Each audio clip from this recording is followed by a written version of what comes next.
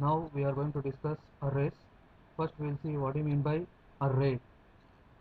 Java array is an object. It contains elements of a similar data type.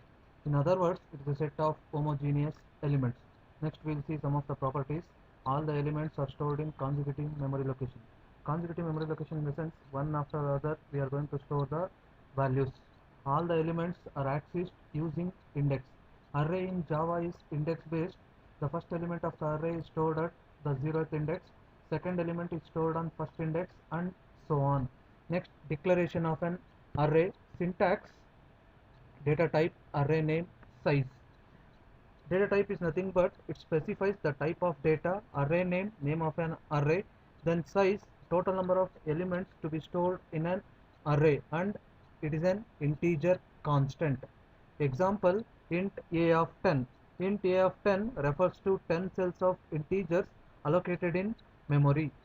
Unlike C bar C++, we can get the length of the array using the length member, whereas in C or C++, we need to use the size of operator. If you want to find out the length with respect to an array, then in Java we are going to use the length member, whereas in C or C++ we are going to use size of operator. Next we will discuss advantages as well as disadvantages. First we will see advantages. Code optimization. It makes the code optimized. We can retrieve or sort the data efficiently. The second one is random access. We can get any data located at an index position. Next we will see disadvantage. Size limit. We can store only the fixed size of elements in the array. It does not grow its size at runtime. To solve this problem, collection framework is used in Java, which grows automatically. Next topic, types of arrays. There are two types of arrays in Java. First one is single dimensional array, second one is multi-dimensional array. Now we are going to discuss one by one. First we will see single dimensional arrays. What is 1D array? Arrays with a single pair of square braces are called 1D arrays. How will you create dynamic arrays in Java? Creating dynamic arrays in Java involves following two steps. First step, declare an array. Second step, allocate memory for that array. Now we will see the first step, declaration syntax. Here the syntax, data type array name, then square brackets, or we can write data type square bracket array name. The above declaration just creates an array variable which is pointing nowhere. This declaration does not allocate physical memory to store value. Example, int a square bracket or int square bracket a. In the declaration statement, size of the array should not be written. Now we will move on to the second step, allocate memory for the array. To allocate actual memory for the array during runtime, keyword new is used. If you want to allocate dynamically, then we are going to use new keyword. Syntax, array name equal to new data type, then square bracket. Within square bracket we are going to mention the size. Size is nothing but total number of elements to be stored in an array. New will allocate memory for the array. Example, a equal to new int, within square braces we are going to mention the size.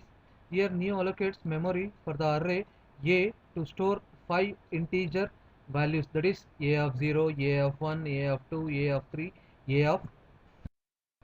Next, static array initialization in Java is same as that of C bar C++.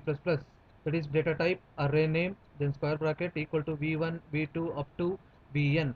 Here size of the array is set to the number of values written within square braces. Example, int a square bracket, within square braces 10, 20, 30, 40. Like this we are going to initialize the static array. Note, there is an array bounds checking in Java, that is Java throws an error when you try to access an element outside the specified array range, whereas in C or C++ no array bound checking. That is, now you have declared one array int a of 5, then you can store only 5 integer elements. If you want to access a of 5, then in Java it will throw an exception, that is array bound exception, whereas in C or C++ you don't have like that exception. This is a simple example of an array. Class array. Class is a keyword. Array is an identifier which acts as a data type for its object. Public Public is an access specifier which tells that main method is unprotected. Static is a keyword which allows Java interpreter to call main method before objects are created. String is a class defined in java.lang. Here we have declared two variables I and sum of type integer, as well as sum will be initialized to 0. Next, we are going to declare an array without using new operator, that is int a square bracket. Here we are not mentioning the array size. After this, we are going to allocate memory by using new keyword. And one more thing, here we are going to specify the array size. Must and should, we have to specify the array size. In other words, we can write int a square bracket equal to new int, within square bracket we have to mention the size of the array. Now we are initializing the values with respect to array, that is a of 0 equal to 10, a of 1 equal to 20, a of 2 equal to 30, a of 3 equal to 40, a of 4 equal to 50. Now by using for loop we are going to access all the elements and we are going to find out sum of array elements. For that, for I equal to 0, I less than 5, I plus plus sum plus equal to a of 5 is nothing but sum equal to sum plus a of I. First I will be 0, then we are going to check the condition 0 is less than 5, then sum equal to sum plus a of 5. I value is 0, then a of 0 is 10. Before that, sum will be initialized to 0, 0 plus 10, that will be assigned to 0 plus 10 is 10, that will be assigned to sum. Now the sum will hold the value of 10. After that, I will be incremented. Now I becomes 1. Again we are going to check the condition 1 is less than 5.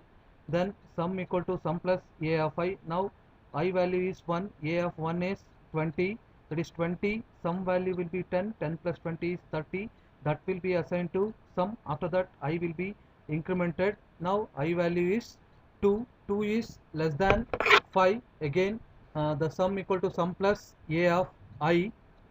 Now sum value is 30, 30 plus a of 2 value is 30, 30 plus 30 equal to 60, that will be assigned to sum. Now sum will hold 60. After that I will be incremented. Now I becomes 3, then we are going to check the condition 3 is less than 5. Again we are going to find out the sum equal to the sum value is 60, then a of I value is nothing but a of 3, that is 60 plus 40, 60 plus 40 equal to 100, that will be assigned to sum. Now I will be incremented. Now I value is 4, again we are going to check the condition, that is 4 is less than 5. Again we are going to calculate sum equal to sum plus a of I. Now I value becomes 4, that is a of 4 is 50, 50 plus 100, that is 150, that will be assigned to sum. Now sum will hold 150. After that I will be incremented. Now I becomes 5. Next we are going to check the condition 5 is less than 5. It will directly come out of the loop and it will print sum equal to the value of sum will be printed onto the screen. In the sense, sum equal to 150 is your output. Here system.out.println is nothing but system is a class defined in java.lang, out is an object, println is a method.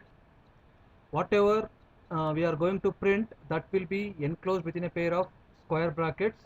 If you want to print the value, then you have to use as a concatenator, then you have to use the variable name. Here sum equal to, that will be printed onto the screen. For printing the value we are going to use the sum variable. Here just we have shown the output. You can see here we have declared a of 0 equal to 10, a of 1 equal to 20, a of 2 equal to 30, a of 3 equal to 40, a of 4 equal to 50. Just I am going to print what is the value of a of 1. A of 1 value is 20. Just I have missed out, instead of 1 I have printed a of 0. Then similarly we have used for loop for adding all the elements with respect to array. With respect to that we are going to get the sum value is 150. In this program we have declared the same to same the previous one, but here I am going to print a of 5 value.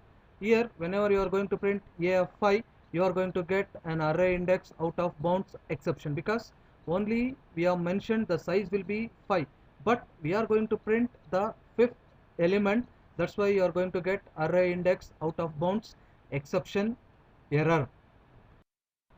Next, this is one more example, the same to same. Here, instead of integer, we are going to use float data type. Whenever you are going to use other than integer, the size should be integer constant. You can't mention 5.5 or 6.5 like that.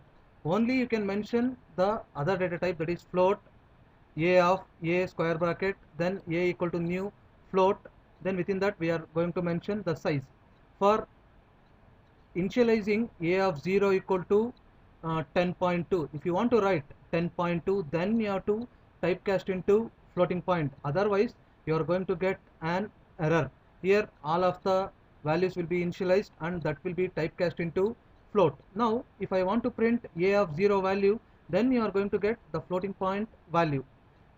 Then similarly the sum value will also get the floating point